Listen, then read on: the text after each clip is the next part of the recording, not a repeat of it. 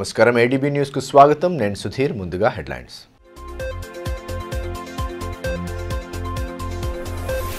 భయానక వాతావరణాన్ని సృష్టించే ప్రయత్నాలను ఉపేక్షించేది లేదు మెడికోలకు అండగా నిలబడతామని మాజీ మంత్రి జోగురామన్న స్పష్టీకరణ వైద్య విద్యార్థుల ధర్నాకు మద్దతుగా కలెక్టరేట్ ఎదుట బైఠాయింపు వెంటనే విచారణ కమిటీ వేయించి కఠిన చర్యలు తీసుకోవాలని డిమాండ్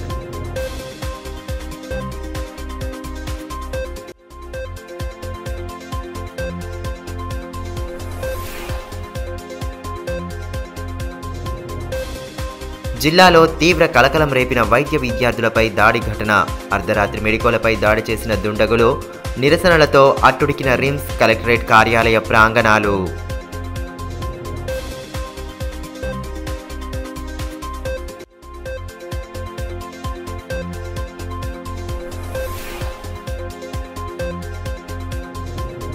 ఈకేవైసీ నిరంతర ప్రక్రియ ప్రజలు ఇబ్బంది పడాల్సిన అవసరం లేదని డిఎస్ఓ కిరణ్ కుమార్ సూచన గ్యాస్ ఏజెన్సీల వద్ద అవగాహన కల్పించిన అధికారులు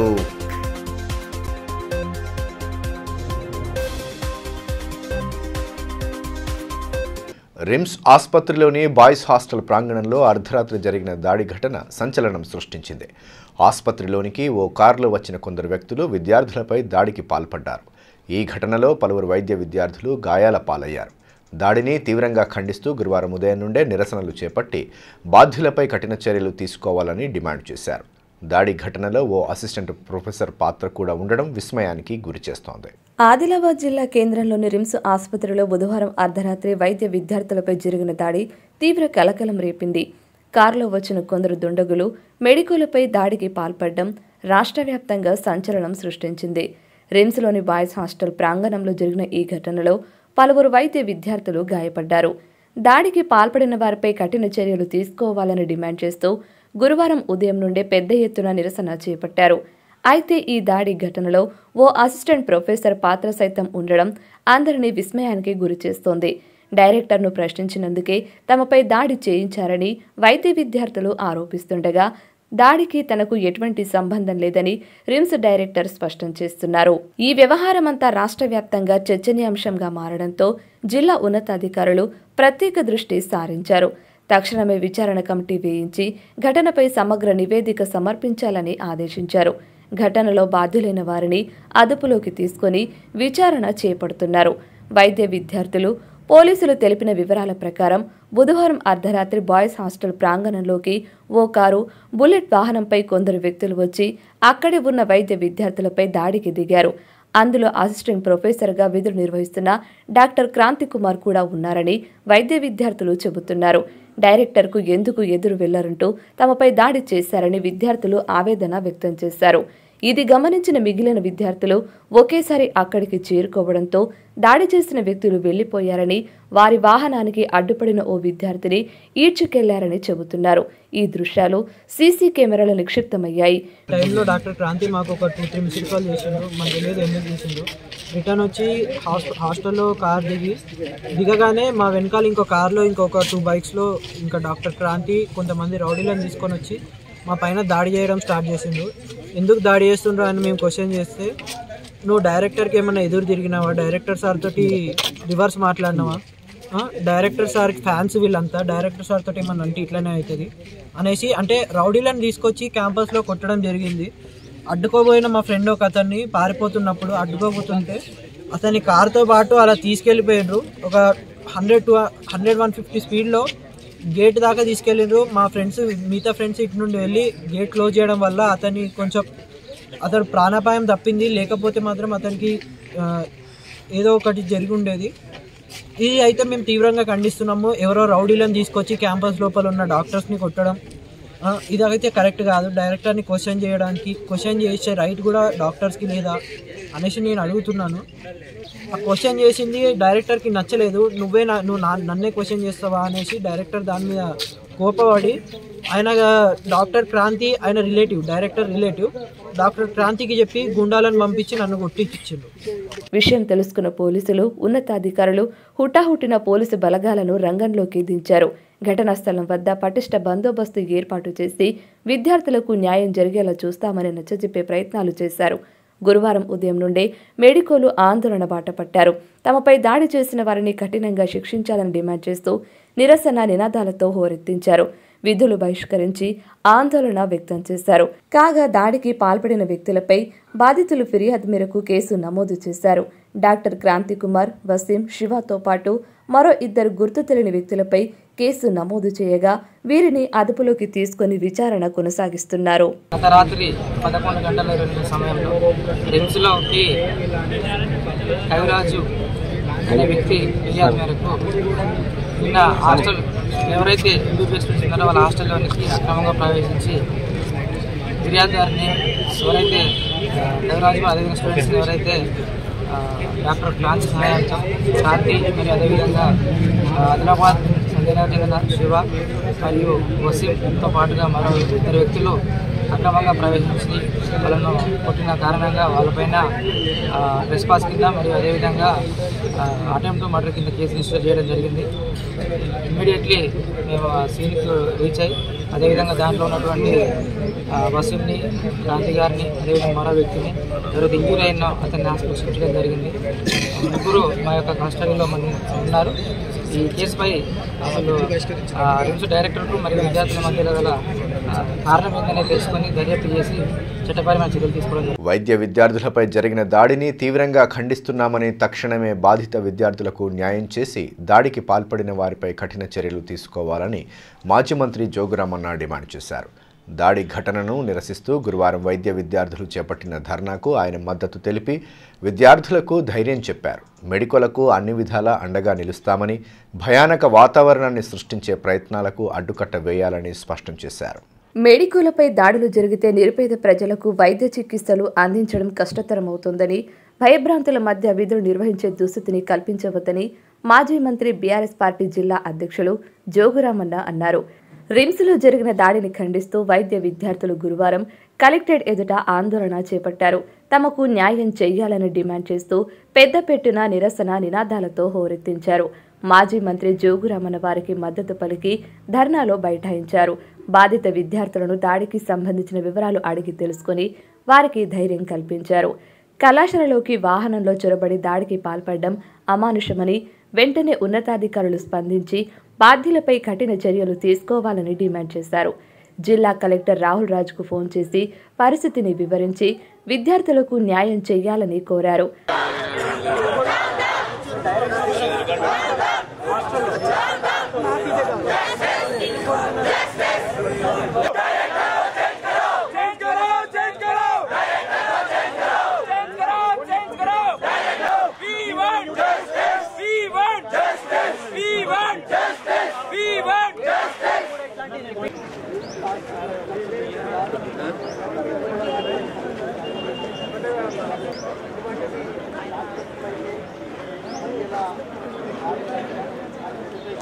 అనంతరం కలెక్టర్ రాహుల్ రాజ్ అక్కడికి చేరుకొని పరిస్థితిపై ఆరా తీశారు. ధర్నా చేస్తున్న విద్యార్థులతో మాట్లాడి ఘటన వివరాలను అడిగి తెలుసుకున్నారు.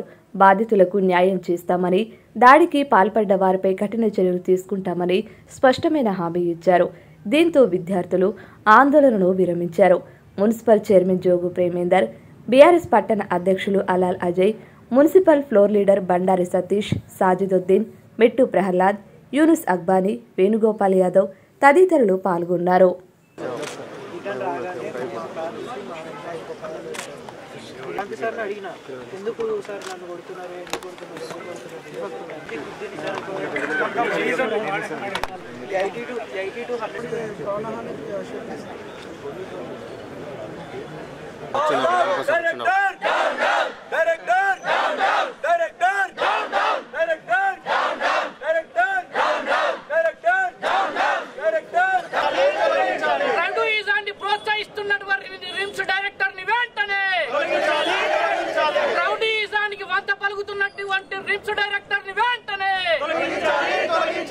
ఈ మేరకు మాజీ మంత్రి జోగురామన్న మాట్లాడుతూ వైద్య విద్యలో ఆదిలాబాద్ ముందుకు వెళ్తున్న తరుణంలో భయానక వాతావరణం సృష్టించే ప్రయత్నాలు చేయడం ఆందోళనకరమని అన్నారు.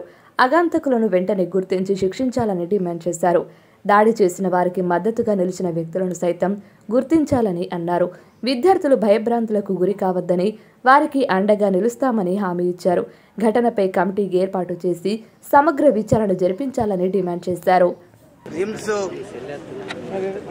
కాలేజీ వైద్య విద్యార్థులపై జరిగినటువంటి దాడిని పూర్తిగా ఖండిస్తా ఉన్నాం. మరి ఇప్పుడిప్పుడే నాకు తెలుస్తా ఉంది, పూర్తి స్థాయిలో వివరాలు ఇంకా తెలుసుకోలేదు. కానీ వాళ్ళ మీద జరిగినటువంటి దాడిని మాత్రం టీఆర్ఎస్ పార్టీ తరఫున ఒక మాజీ ఎమ్మెల్యేగా మా కుటుంబ సభ్యులందరి తరఫున కూడా నేను దాన్ని ఖండిస్తున్నా. మరి వాస్తవంగా అయితే వాళ్ళ కాలేజీలో ఉన్నటువంటి సమస్యల పట్ల నిన్ననే సాయంత్రం మరి డైరెక్టర్ గారితో మరి విన్నవించడం, ఆ తర్వాతనే మరి డాక్టర్ క్రాంతి కుమార్ అనే డాక్టర్ గారు మరి ఇలా వాళ్ళు చెప్తా ఉన్నారు, డైరెక్టర్ గారికి బంధువైనా కాకపోయినా వారి యొక్క ఆ ప్రోద్బలంతో గుర్తు చేయనటువంటి వ్యక్తులు మరి రౌడీ షీటర్స్, వీళ్ళు డైరెక్టర్ ఫ్యాన్స్, డైరెక్టర్ గారి నుంచి మీరు ఏం మాట్లాడినా మంచిగా ఉండనటువంటి బెదిరింపు ఏది ఇచ్చాడో అది పూర్తిగా నేను దాన్ని ఖండిస్తున్నా. మరి ఇలా దీనిపైన పూర్తి స్థాయిలో నేను కలెక్టర్ గారి దగ్గరికి వెళ్తాను. ఆ స్టూడెంట్స్ని ముగ్గురు తీసుకొని వాళ్ళ యూనియన్ తరపు నుంచి ఎవరైతే ఉంటారో నేను ఖచ్చితంగా కలెక్టర్ గారి దగ్గరికి వెళ్తాను.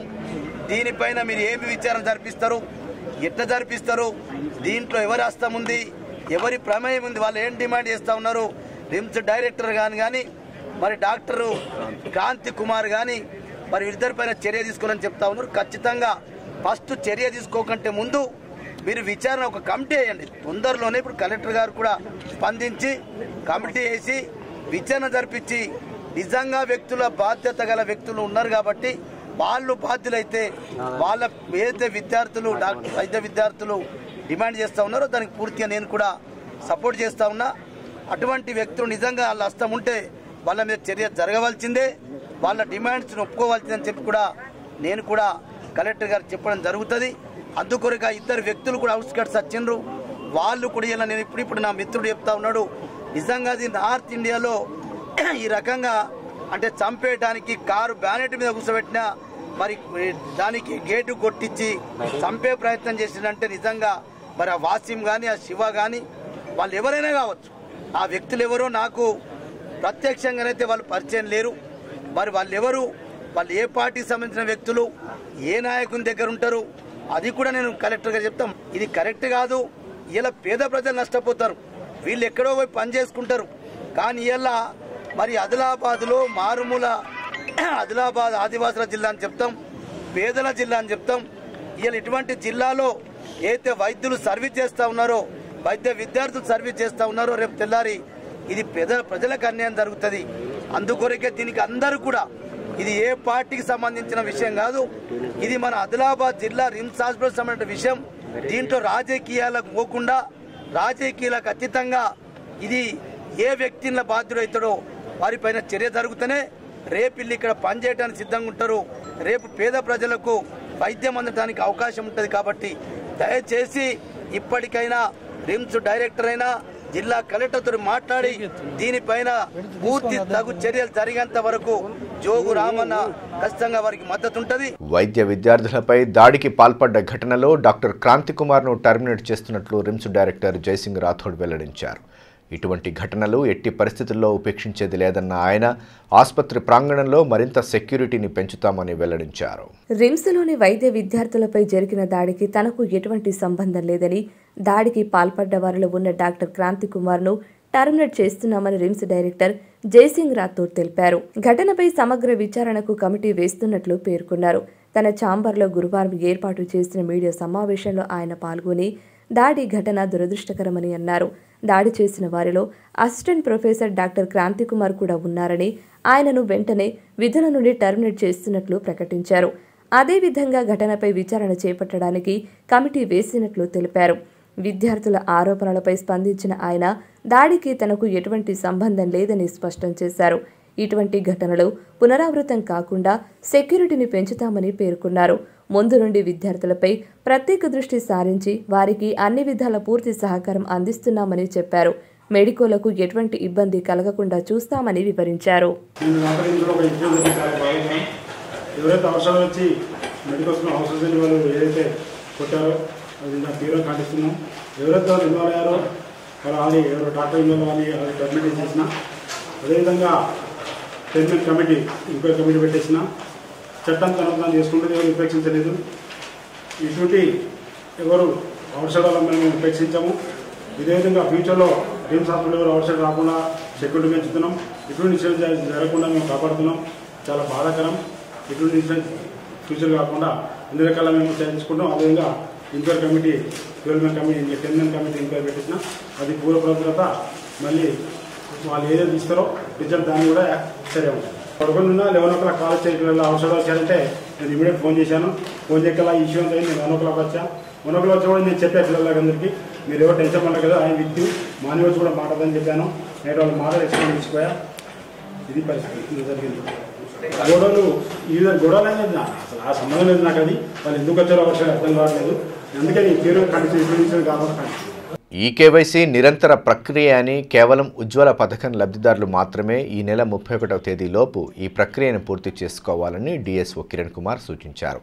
సరైన స్పష్టత లేకపోవడంతో ప్రజలు ఎదుర్కొంటున్న ఇబ్బందులపై ఇటీవల ఏడీబీ న్యూస్లో ప్రసారమైన కథనానికి స్పందించిన ఆయన పలు గ్యాస్ ఏజెన్సీల వద్ద ప్రజలకు అవగాహన కల్పించారు. కేంద్ర ప్రభుత్వ సూచనల మేరకు జరుగుతున్న ఈకేవైసీ ప్రక్రియకు రాష్ట్ర ప్రభుత్వం ప్రకటించిన 500 గ్యాస్ సిలిండర్కు ఎటువంటి సంబంధం లేదని జిల్లా పౌర సరఫరాల అధికారి కిరణ్ కుమార్ స్పష్టం చేశారు.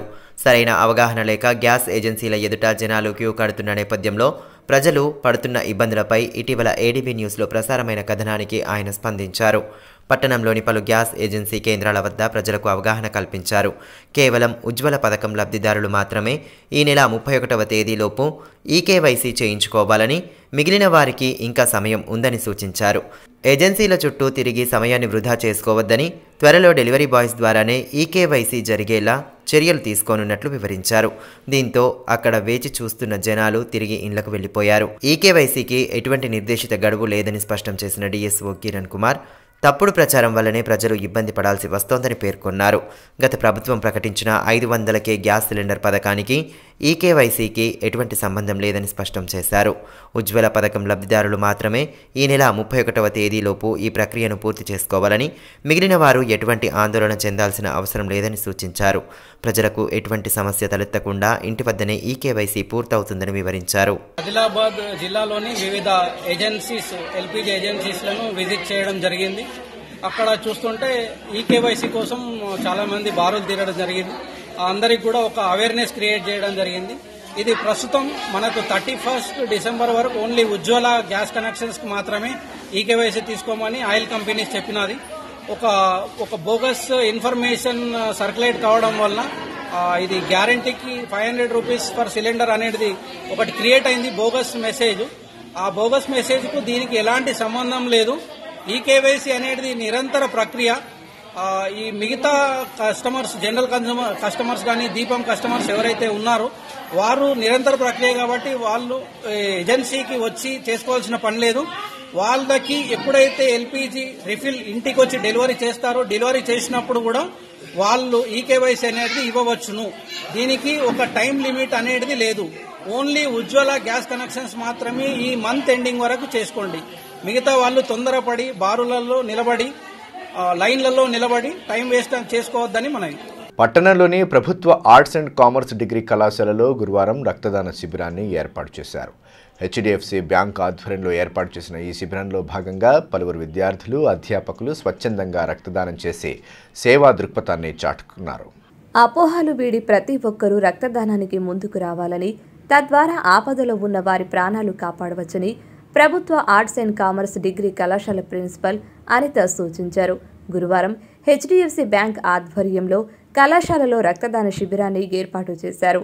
ఈ సందర్భంగా ఎన్ఎస్ఎస్ వాలంటీర్లు, విద్యార్థులు, అధ్యాపకులు స్వచ్ఛందంగా రక్తదానం చేసి మానవత్వాన్ని చాటుకున్నారు. రక్తదానం చేసిన విద్యార్థులను అతిథులు ప్రత్యేకంగా అభినందించి పండ్ల రసం అందజేశారు.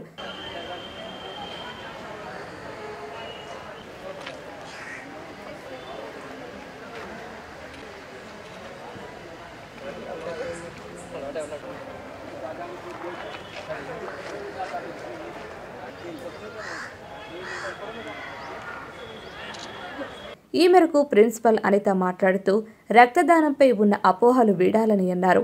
విద్యార్థులకు ఈ విషయాలపై అవగాహన కల్పించడంతో పాటు రక్తదానం ప్రాధాన్యతను తెలియజేసేందుకు శిబిరాన్ని ఏర్పాటు చేసినట్లు తెలిపారు. అత్యవసర సమయంలో రక్తం దొరక్క అనేక మంది తీవ్ర ఇబ్బందులకు గురవుతున్నారని, వారికి అండగా నిలిచేలా ప్రతి ఒక్కరూ స్వచ్ఛంద రక్తదానానికి ముందుకు రావాలని సూచించారు. అందరిలో ఏంటి రక్తదానం చేస్తే కనుక ఏదో లాస్ అవుతుందన్న అపోహ ఉండేది. కానీ మా విద్యార్థులందరికీ కూడా రక్తదానం చేయడం వల్ల మళ్ళీ ఇంకా అంటే కొత్త రక్తం వస్తుంది అండ్ ఇయర్లీ ట్వైస్ రక్తదానం చేయొచ్చు, అది హెల్త్కు మంచిది అని అవగాహన కల్పించడం జరిగింది ఈరోజు. అదేవిధంగా మన రక్తం ఇవ్వడం ద్వారా వేరే వాళ్ళ లైఫ్స్ని కాపాడిన వాళ్ళమైతాము. వాళ్ళ అవసరానికి మనం బ్లడ్ ఇవ్వడం అనేది చాలా అవసరమని పిల్లలకు ఈరోజు తెలియజేయడం. ఆదిలాబాద్ ఎమ్మెల్యే పాయల్ శంకర్ గురువారం శాసనసభ ద్వితీయ సమావేశాల్లో ప్రమాణ స్వీకారం చేశారు. సభాపతి గడ్డం ప్రసాద్ ఎదుట ఆయన ప్రమాణ స్వీకారం చేసిన అనంతరం బీజేపీ ఎమ్మెల్యేలతో కలిసి ఏర్పాటు చేసిన మీడియా సమావేశంలో పాల్గొన్నారు. రాష్ట్ర ప్రభుత్వం ఇచ్చిన హామీలను వెంటనే అమలు చేయాలని డిమాండ్ చేశారు. ప్రజల పక్షాన నిలబడుతూ వారి సమస్యల పరిష్కారానికి కృషి చేస్తామని పేర్కొన్నారు. స్వామి వివేకానంద రామకృష్ణ మఠంను స్థాపించి 125 సంవత్సరాలు పూర్తి చేసుకున్న సందర్భంగా ప్రభుత్వ పాఠశాలల్లో వివేక జ్యోతి పోటీ పరీక్షలను నిర్వహిస్తున్నారు. శ్రీరామకృష్ణ సేవా సమితి ఆధ్వర్యంలో చేపడుతున్న పోటీలను గురువారం స్థానిక మహాత్మా జ్యోతిబా పూలే బాలికల పాఠశాలలో ప్రారంభించి విద్యార్థులకు దిశానిర్దేశం చేశారు. నేటి తరం విద్యార్థులకు వివేకానందుని బోధనలు ఎంతో అవసరమని, ఆ మహనీయుడు అందించిన స్ఫూర్తితో ప్రతి ఒక్క విద్యార్థి ముందుకు సాగాలని ఎంజేపీ బాలికల పాఠశాల ప్రిన్సిపల్ విద్య అన్నారు. స్వామి వివేకానంద రామకృష్ణ మఠంను స్థాపించి 125 సంవత్సరాలు పూర్తయిన సందర్భంగా శ్రీరామకృష్ణ సేవా సమితి ఆధ్వర్యంలో జిల్లా వ్యాప్తంగా ఉన్న ప్రభుత్వ పాఠశాలలో వివేక జ్యోతి పోటీ పరీక్షలను నిర్వహిస్తున్నారు. వివేకానందుని భారత జాతికి నా హితవు అనే పుస్తకంపై స్థానిక మహాత్మా జ్యోతిబా ఫులే బాలికల పాఠశాలలో పోటీ పరీక్షలను ప్రారంభించారు. ముందుగా కార్యక్రమ అతిథులు ప్రశ్నపత్రాలను విడుదల చేసిన అనంతరం విద్యార్థులు పరీక్షల్లో పాల్గొన్నారు. కార్యక్రమంలో సమితి అధ్యక్షులు ఆర్ఏ భూమన్న, ప్రధాన కార్యదర్శి కోరెడ్డి లెనిన్, పాఠశాల ఉపాధ్యాయులు ఆశమ్మ, సరిత, స్వరూప, గీత తదితరులు పాల్గొన్నారు. ఈ సందర్భంగా పాఠశాల ప్రిన్సిపల్ విద్య మాట్లాడుతూ వివేక జ్యోతి పోటీ పరీక్షలను తమ పాఠశాల నుండి ప్రారంభించడం ఎంతో సంతోషంగా ఉందని అన్నారు. విద్యార్థులకు వివేకానందుని బోధనలు ఎంతో అవసరమని, ఈ పుస్తకం ద్వారా వారిలో ఆత్మవిశ్వాసం, ఏకాగ్రత, సేవాభావంతో పాటు దేశభక్తి పెంపొంది ఆత్మన్యూన్యత భావాలు తొలగుతాయని పేర్కొన్నారు. స్వామి వివేకానంద జీవితాన్ని ఆదర్శంగా తీసుకుంటూ ఉన్నత లక్ష్యాలను సాధించాలని సూచించారు. వివేకానంద యొక్క జీవిత చరిత్ర గురించి, వివేకానంద లైఫ్లో చేసిన, అతని లైఫ్లో జరిగిన సందర్భాల గురించి, అతను ఈ లైఫ్ యొక్క ప్రాముఖ్యతను గురించి, మన స్ట్రెంగ్త్ గురించి, మన వీక్నెస్ గురించి ఎక్స్ప్లెయిన్ చేసిన దాని గురించి పిల్లలకు ఈ రామకృష్ణ సేవా సమితి వాళ్ళు ఇలా ఎగ్జామ్ కండక్ట్ చేయడం, ఇది పిల్లల్లో వాళ్ళలో ఒక ఆలోచన స్ఫూర్తిని పెంపొందిస్తుంది. తాంసి మండలంలోని జామిడి గ్రామంలో గురువారం అయ్యప్ప స్వామి పల్లకి ఊరేగింపు అంగరంగ వైభవంగా సాగింది. స్వామి దీక్షాదారులు పెద్ద ఎత్తున పాల్గొని శోభాయాత్రలో పాల్గొనడంతో అయ్యప్ప స్వామి శరణు ఘోషతో గ్రామ ప్రధాన వీధులు మార్మురుగాయి. జిల్లాలో అయ్యప్ప స్వామి దీక్షలను అత్యంత భక్తి ప్రపత్తుల నడుమ చేపడుతున్నారు. గ్రామాల్లో పలు ఆధ్యాత్మిక కార్యక్రమాలను నిర్వహిస్తూ భక్తి భావాన్ని చాటుతున్నారు. ఈ నేపథ్యంలో గురువారం తాంసి మండలంలోని జామిడి గ్రామంలో అయ్యప్ప స్వామి పల్లకి ఊరేగింపు కార్యక్రమాన్ని ఘనంగా నిర్వహించారు. స్వామివారి ఉత్సవ విగ్రహాన్ని పల్లకిలో ఉంచి ప్రత్యేక పూజలు చేశారు. మహిళలు మంగళ హారతులతో ముందుకు నడవగా స్వామి దీక్షాదారులు భక్తి గీతాలకు అనుగుణంగా నృత్యాలు చేస్తూ భక్తి భావాన్ని చాటారు. భజన గీతాలు ఆలపిస్తూ శోభాయాత్ర కన్నుల పండువగా సాగడంతో గ్రామంలో ఆధ్యాత్మిక వాతావరణం సంతరించుకుంది. గ్రామ సర్పంచ్ సరితారెడ్డి, గురుస్వాములు కేశవరెడ్డి, స్వామి కేశవ్ యాదవ్, పొచ్చన్న, దేవిదాస్ తదితరులు పాల్గొన్నారు.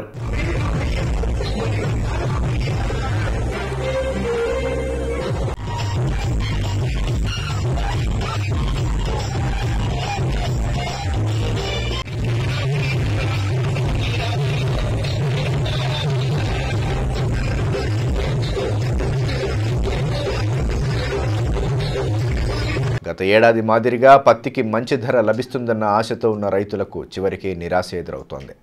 కొనుగోళ్లు ప్రారంభమై నెలలు గడుస్తున్నప్పటికీ పత్తి ధరలో మార్పు లేకపోవడంతో గిట్టుబాటు లేకపోయినా పంటను మార్కెట్ యార్డుకు తరలిస్తూ విక్రయిస్తున్నారు. గిట్టుబాటు ధర రాకపోవడంతో రైతుల్లో అసహనం వ్యక్తమవుతోంది. ఆరుగాలం శ్రమించి కష్టపడ్డ రైతన్నకు చివరికి నిరాశ ఎదురవుతోంది. గతేడాది మాదిరిగా ఈ ఏడు సైతం పత్తికి మంచి ధర లభిస్తోందని ఆశగా ఎదురు చూస్తున్న రైతులు తక్కువ ధరతోనే పంటను విక్రయిస్తున్నారు. పంట సాగులో ఎదురయ్యే ఇబ్బందులకు ఈ ఏడాది తుఫాను సైతం తోడు కావడంతో రైతుల కష్టాలు మరింత పెరిగాయి. తుఫాను కారణంగా పత్తి తడవడంతో నాణ్యత లేని పత్తికి మరింత తక్కువ ధర దక్కుతుందన్న భావనతో మార్కెట్ యార్డుకు తరలిస్తున్నారు. పత్తి కొనుగోలు ప్రారంభమై 3 నెలలు గడుస్తున్నప్పటికీ ధరలో ఎటువంటి మార్పు లేకపోవడంతో గిట్టుబాటు కాకపోయినప్పటికీ పంటను అమ్ముకోవాల్సి వస్తోందని అన్నదాతలు అసహనం వ్యక్తం చేస్తున్నారు. గత సంవత్సరం ప్రైవేటు వ్యాపారస్తులు మంచి ధరకే పంట కొనుగోలు చేసినా ప్రస్తుతం ఆ పరిస్థితి లేదని రైతులు వాపోతున్నారు. గత్యంతరం లేక పంటను తక్కువ ధరకే అమ్ముకోవాల్సి వస్తోందని చెబుతున్నారు. పోయిన సంవత్సరము మంచిగా 8,000 నుంచి ఇక చిల్లర ఉండే ధర. ఈ సంవత్సరం అయితే 7,000 సీసై ఉన్నది. ప్రైవేట్ అయితే 6,700 కూడా లేదు సరిగా. పత్తి ఎరుడుకైతే బాగా కైకిళ్ళు అవుతుంది. కిలోకి 8 రూపాయలు అంటే కుంటల్కి 800 పోతున్నాయి. ఆటో కిరా 500 పోతున్నాయి. మాకైతే గిట్టుబాటు అయితే లేదు, సరిపోతలేవు పైసలు. దేంట్లో పెట్టినా కానీ పైసలు సరిపోతలేవు.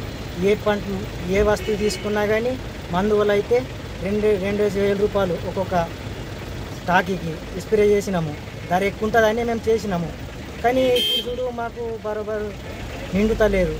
పోతున్నాం రైతులం కాబట్టి రైతులపై ప్రభుత్వమే చర్య తీసుకొని ఏమన్నా లాభకరం చేయగలరని మనది. భద్రత లోపం కారణంగానే పార్లమెంటుపై దాడి జరిగిందని యంగ్ జనరేషన్ లీడర్స్ ఆర్గనైజేషన్ ప్రతినిధి జ్ఞానేశ్వర్ పేర్కొన్నారు.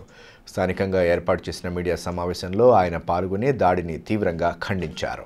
ఇదే సమయంలో దేశంలో నిరుద్యోగం భారీగా పెరగడంతోనే ఇటువంటి ఘటనలు జరుగుతున్నాయని, కేంద్ర ప్రభుత్వం యువతకు ఉపాధి కల్పించే విషయమై ప్రత్యేక దృష్టి సారించాలని డిమాండ్ చేశారు. నిన్న జరిగినటువంటి పార్లమెంటుపై దాడిని ఖండిస్తున్నాము.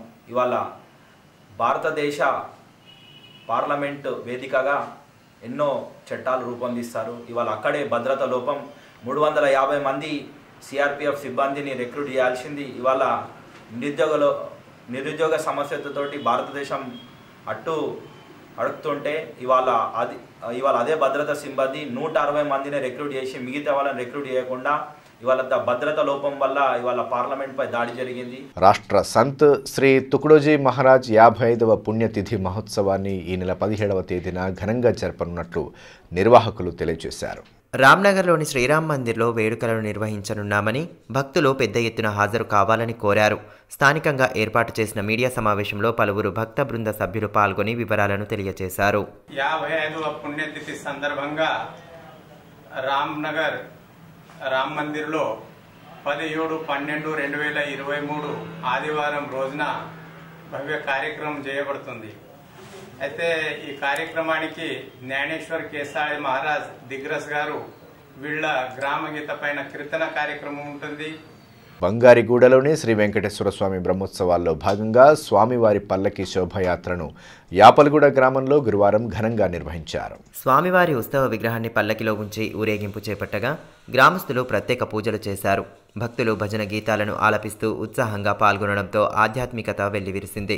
కార్యక్రమంలో ఎంపీపీ గన్రత్ రమేష్, పండితులు నరేష్, గ్రామ పటేల్ నారాయణ, గంట జయరాం, ఉప సర్పంచ్ జయంత్ తదితరులు పాల్గొన్నారు.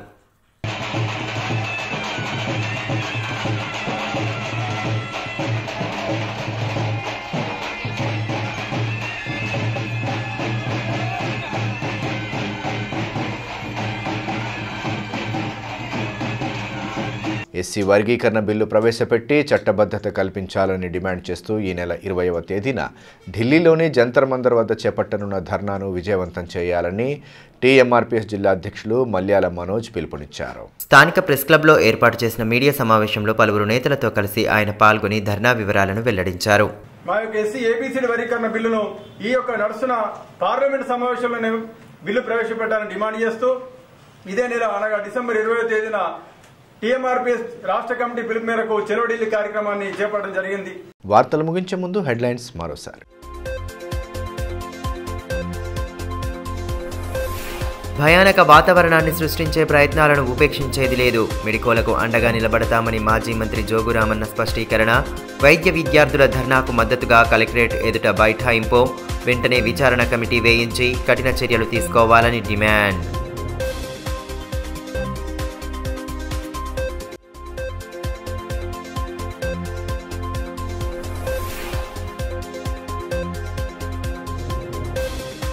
జిల్లాలో తీవ్ర కలకలం రేపిన వైద్య విద్యార్థులపై దాడి ఘటన. అర్ధరాత్రి మెడికోలపై దాడి చేసిన దుండగులు. నిరసనలతో అట్టుడికిన రిమ్స్ కలెక్టరేట్ కార్యాలయ ప్రాంగణాలు.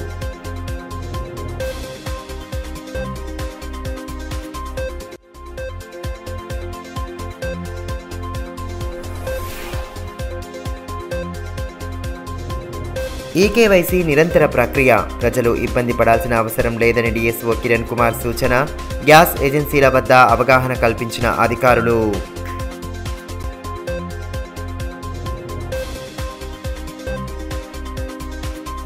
ఈ వార్తలు ఇంతటితో సమాప్తం. తిరిగి ప్రసారమయ్యే మరో బులెటిన్లో మళ్ళీ కలుసుకుందాం. నమస్కారం.